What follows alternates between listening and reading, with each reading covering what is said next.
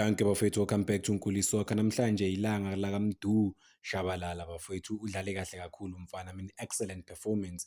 If uHugo Bros bekadoubt ukuthi amselect, kumele-ke manje amselect. Ayikho enye bafowethu, uperforme kahle kakhulu umfana, uyadeserve ukuselectwa uHugo Bros. Akusiwuye kuphela bafowethu, noPeterson naye ama-saves awashayile namhlanje. Out of 4 goalkeeper abawu-5 ababaselectile ku-national team, Hugo Broos njengoba belapha e-stadium uyibonile i-Kaizer Chiefs namhlanje iperforme kahle kakhulu. But asiye kuma-interviews bafowethu, uMduduzi Shabalala ukuthi utheni laphana njengoba be-receiver i-man of the match yakhe. Uthe uyabonga, uthanda ukubonga i-Kaizer Chiefs nge-opportunity emnike yona ukuthi adlalele i-Kaizer Chiefs, i-team enkulu kangaka bafowethu. Uthe bebamtshela nalaphana elokhu njani training coach ukuthi you must keep working hard and then ama-opportunities azoza. Uyasho ukuthi-ke the cool enough ukuthi ama-goals ne-assist azile namhlanje, ukwazile ngempela ukudlala to the highest level. Bekuyi-peak yakhe bafowethu ilanga la namhlanje. Ushilo nje ukuthi naye if bangakwazi ukujela kahle ezithimu bazokwazi ukwasha amagoli, and uthi ujabule kakhulu ukuthi bakwazile ukwasha amagoli and then ukwazile ukuba ku-forefront ukuthi akwazi uku-create amagoli awashaye. Uthi nje yena uwenzile umsebenzi wakhe, it's up to uHugo Broos ukuthi uyamselect or akamselect, because of ubuziwe ngoHugo Broos ukuthi uHugo Broos ukhona kuma-stands njengoba performe kahle kanjena and ucabangane, and then-ke uphendule kanjalo ukuthi yena ucoach if uyamselect or akamselect, you just keep working hard ukuthi aziprove. Uzoyithatha nje i-decision ethathwa ucoach ukuthi uyamselect or akamselect. But yeah, good performance for Mdu Shabalala bafowethu. After, I mean, bayamthanda uVilakazi, ama-fans ayamthanda man. Why ngithi uVilakazi, uShabalala ama-fans ayamthanda kakhulu futhi, but kunamalanga wakhe-ke vele la uthola ukuthi bebam-attack-a khona izinto ezinjalo, especially uma uye e-stadium ku-different. Like masikhuluma kanje ku-social media, stadium kuzwa everything, ba-react-a immediately. Umdlalo egroundini uyezwa ukuthi kwenzakalani laphana kuma-stands, but-ke ulokhu uya-improve game by game. I mean, ama-game awadlalile bafowethu lawa amaningi uya-improve kancane kancane, is getting there ukuthi abe unstoppable ngempela, udlala kahle kakhulu. So congratulations to him. It's guaranteed ukuthi next week badlala next week lapha neZambia friendly game eziBafana Bafana, kumele abe khona kulesa squad lesa, ayikho enye phela. Mangabanga khona asazi, but-ke mina umuntu engimzwela kakhulu bafowethu uPeterson. Nawo Peterson uyadeserve ukuba kuBafana Bafana, but-ke uHugo Bros abanye abantu if ukuwusawurina angiyazi into enje mina bafowethu.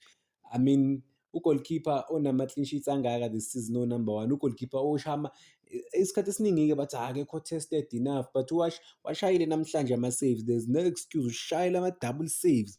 Khona la behlasela khona Orbit College, ushaya ama-saves ayi-2 lawa out of 18. They were trying to catch him or to catch him, they're trying to catch him off guard, but he was ready, he was alert.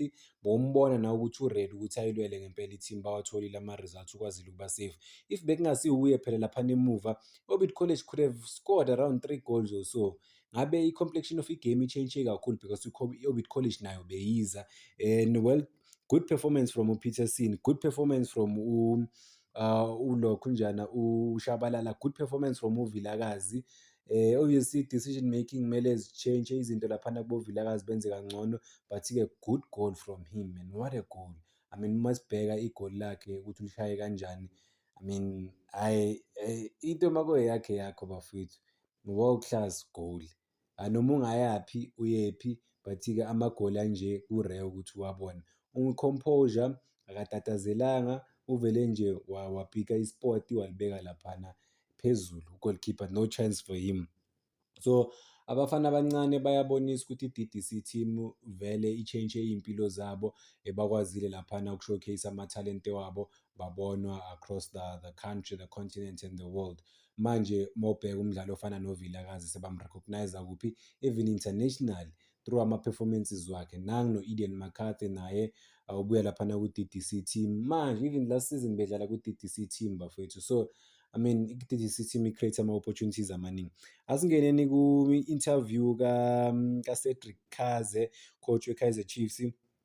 Uthe Uqale nje ngokuthi nje they've been performing kahle even nokwamanye amagame, but-ke inkinga yabo ukuthi bebangawathathi ama-opportunities wabo laphana. But kushilo ukuthi bekalokhu abatshela ama-player ukuthi they must keep working hard. Into ebalulekile ukuthi babe positive kulesi khathi lesi esibi sokuthi abawathathi ama-opportunities noma abawa-convert ama-opportunities wabo, badlale nje as i-unit and then babhilive and then ukuthi ujabule kakhulu ukuthi bakwazile ukuwathatha ama-opportunities laba abawatholile. And mekhuluma ngoMduduzi Shabalala nge-performance yakhe, uyasho ukuthi uMduduzi Shabalala usemncane, usa-develop-a, usafunda into ayithandayo ngayo ukuthi futhi u-humble, is willing to learn. Uyasho ukuthi kusazoba i-headache, kusazoba inkinga kakhulu-ke laphana ukuthi ba-select-e i-squad for bona ku-Kaizer Chiefs or i-starting lineup because of i-team yenza kahle. Uthi even nalapha ejimini i-competition izoba high kakhulu for ama-player njengoba azozama ukulwela iy'khala zabo ukuthi adlale. I mean, i-good thing, i-positive thing masibheka laphana ukuthi i-competition uma i-right, ama-players uma performa to the highest level, i-team they stand a better chance of winning and of getting ama-results. So i-positive thing if abantu or ama-player ayakwazi ukulwa for i-starting 11 ukuthi ama-match day squad.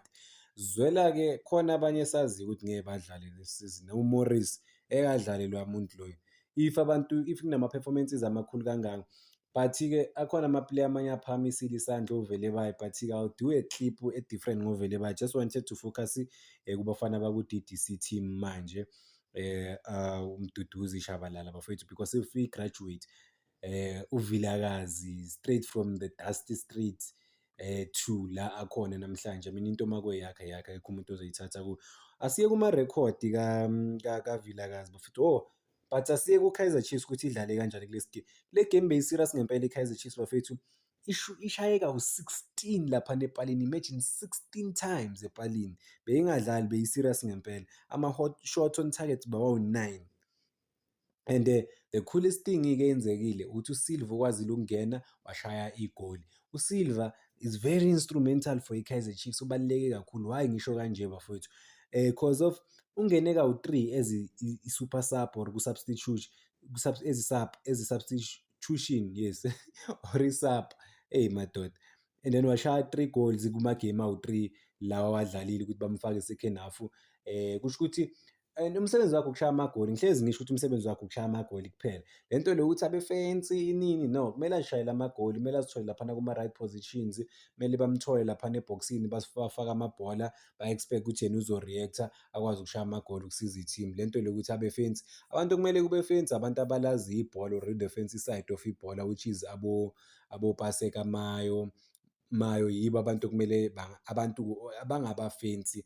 But-ke oSilva abantu nje abalethwe ku-Kaizer Chiefs ukuthi bashaye amagoli, bazosolva iy'nkinga zamagoli, and he's doing just that.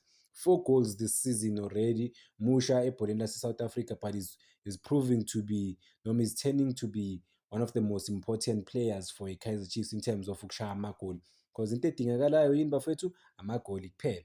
Okunye uzoba fancy le, deliver the goals, and okunye uzokubona late. Ayikho into edingekayo kuSilva or ku-strike amagoli, and so far wenza kahle kakhulu. I mean, what a game, what a game. But bafethu, before ngivale, asiyimentioneni le nto le ukuthi hey bayageja labantu. Hey bayageja labantu laba, because bayawathola ama-opportunities futhi amaningi. Labantu laba bangashaya nge-score esikhulu kunawo wonke kuma-teams waku-P_S_L. Imagine today they were able to score 4. Ngabe bashaye ngakhi amagoli? Angakanani ama-chance abawagejile labantu laba? Just namhlanje nje kuphela. So they gotta improve, they gotta be more clinical. Kumele bashaye 7 kuthuleke, i-country yonke ime kwazi ukuthi i-Kaizer Chiefs ishaye 7 goals. They had an opportunity ukuthi bashaye lawo magoli amaningi because of bayawa-create ama-chance. But-ke bakwazi ukushaya 4 goals for the first time this season. And it's a good thing. It's a good thing, a good match for i-Kaizer Chiefs. Danko bafowethu. Cela ningakhohlwa uku-like and subscribe. Simake sure ukuthi selikhulisa i-page.